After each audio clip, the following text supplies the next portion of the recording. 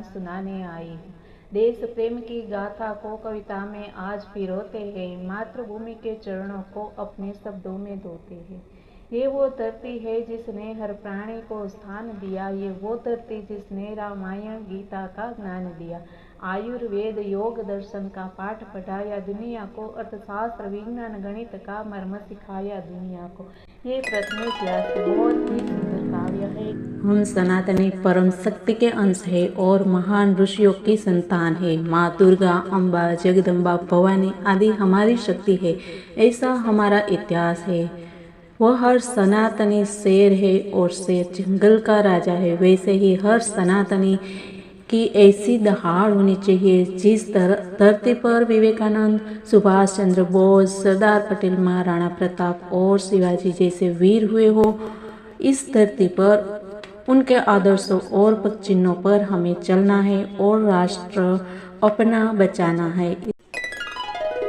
इसके साथ ही नमस्कार मेरे सनातनी मित्रों, सनातन धर्म की जय। मित्रों, हमने कल एक बात कही थी जो आपको याद होगी और नहीं है तो आज हम वापस याद दिलाते हैं कि कुछ ऐसे कानून हमारी पीठ के पीछे आ गया है और हमको वो पता भी नहीं था अब तक। तो अभी जब इलेक्शन आ रहा है तो हम इसको घर घर जन जन तक बात पहुंचाना चाहते हैं कि आपको इसके बारे में जानकर इलेक्शन के पहले इस कानून के बारे में कि आप उसको वो कानून मान्य नहीं है वो बात आप सरकार तक पहुंचाएंगे। और ये कानून है वक्फ बोर्ड एक्ट का कानून जो असमानता को दर्शाता है। आज़ाद भारत में सबको समान अधिकार है। उसमें हमारे द्वारा चुने हुए नेता हमारी आंखों में धूल डाल के वो कैसे चलेगा। तो सरकार तक बात पहुंचाने में सबका एक होना और सबकी मदद जरूरी है। मित्रों, हम एक आम आदमी की आवाज़ है, हम एक सामान्य नागरिक की आवाज़ है। हमारा कार्य है सनातन धर्म का प्रचार और प्रसार। हमारे सनातन धर्म का आदि है ब्रह्मा, विष्णु और महेश और उनसे ही ये सृष्टि उत्पन्न हुई है और हम उनको ही मानते हैं।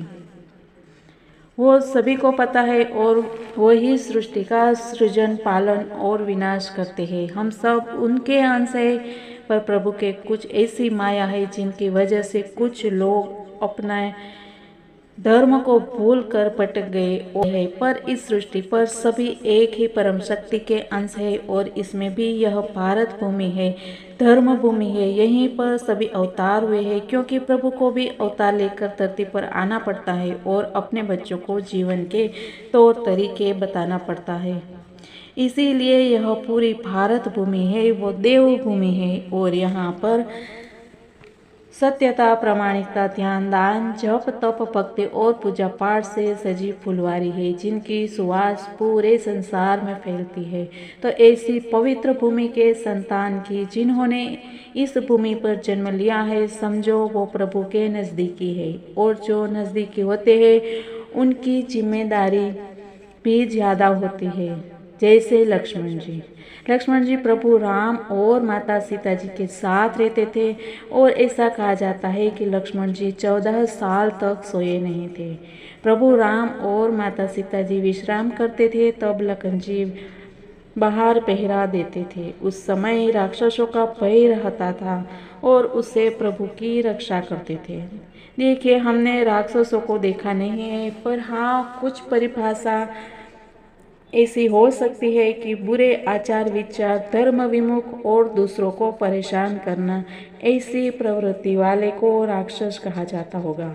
और असल में सब कर्मों का खेल है। उस हिसाब से जब भी किसी इंसान के आचार विचार बदल जाते हैं तो उनमें से सात्विकता चली जाती है और राजस बढ़ता है। बाद में तामसिकता बढ़ती है तो बुरे विचार दिमाग में फैलते हैं और फिर वो कार्यान्वित होते हैं।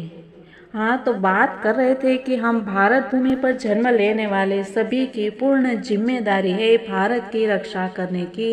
इसमें कोई जाति विशेष को नहीं देखना है। सभी भारतीय मेरे भाई बहन हैं। यह राष्ट्रगान को अपनाना भी है जीवन में।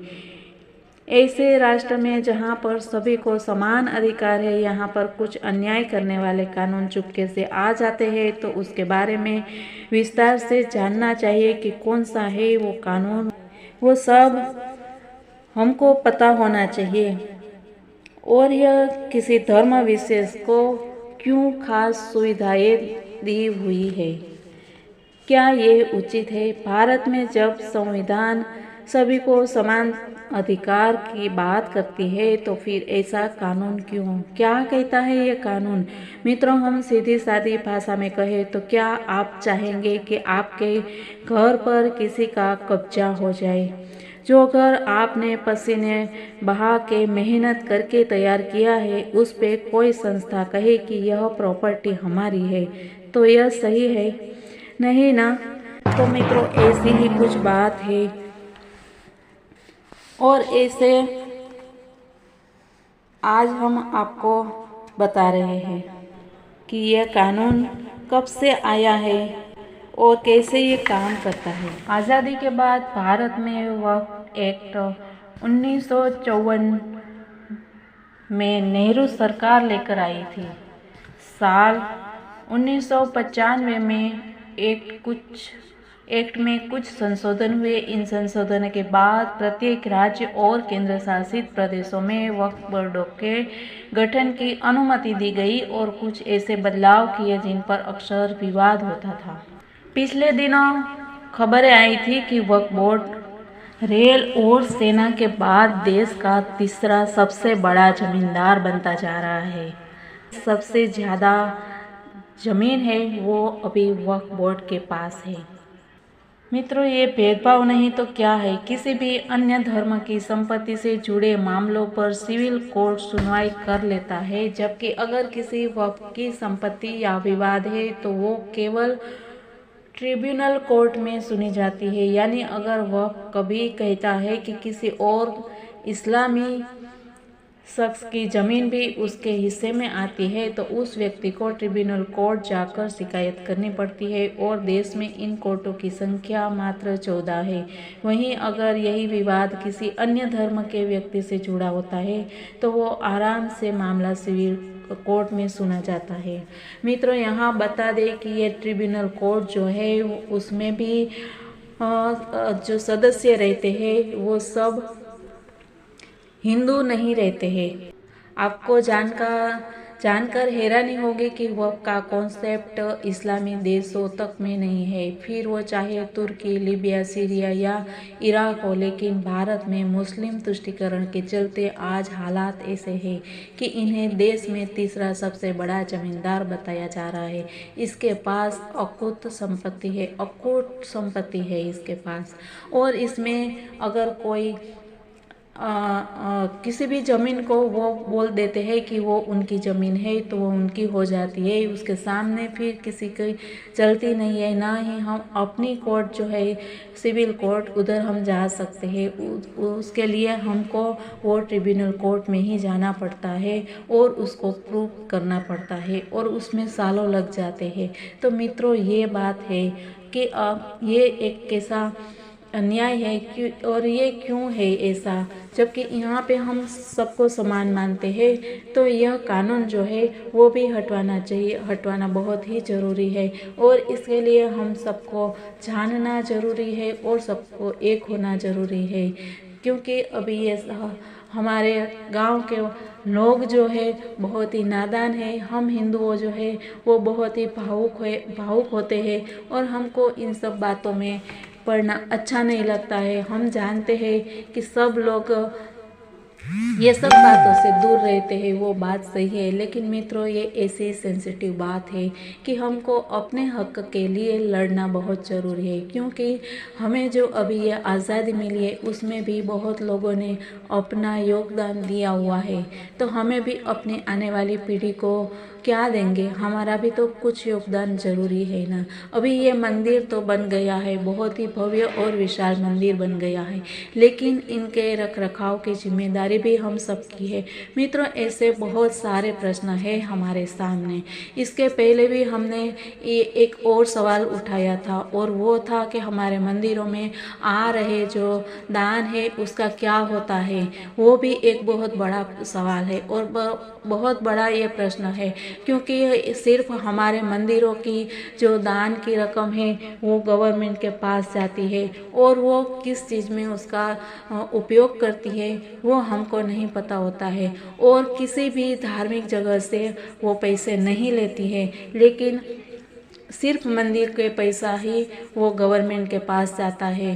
तो हमको जब से ये पता चला है तब से हमने मंदिर में दान देना योग्य नहीं लगता है, कि हमारा ही दिया हुआ पैसा है वो हमें यूज़ नहीं होता है। हमारे सनातनी भाई बंधु में बहुत ऐसे परिवार जो है वो उनको ज़रूरत रहती है पैसों की, लेकिन उनको उसमें से 1 रुपया भी नहीं मिलता है।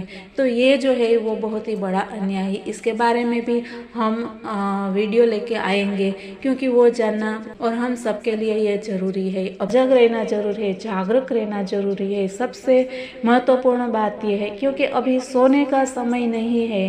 विवेकानंद का वो ही सूत्र सबको हमेशा याद रखना है कि उठो जागो, और जब तक आपको लक्ष्य ना मिले तब तक आप कार्य करते रहो। आप ये तो सबके अपने घर के लिए तो सभी मित्र सजग रह ही सकते हैं। आपका घर है, आपकी सोसाइटी है, आपका मोहल्ला है, आपका गांव है, आपका शहर है, सब आपका है।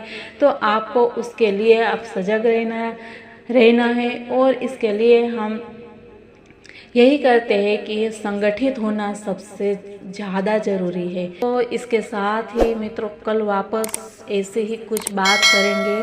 तब तक के लिए जय हिंद, वंदे मातरम, भारत माता की जय।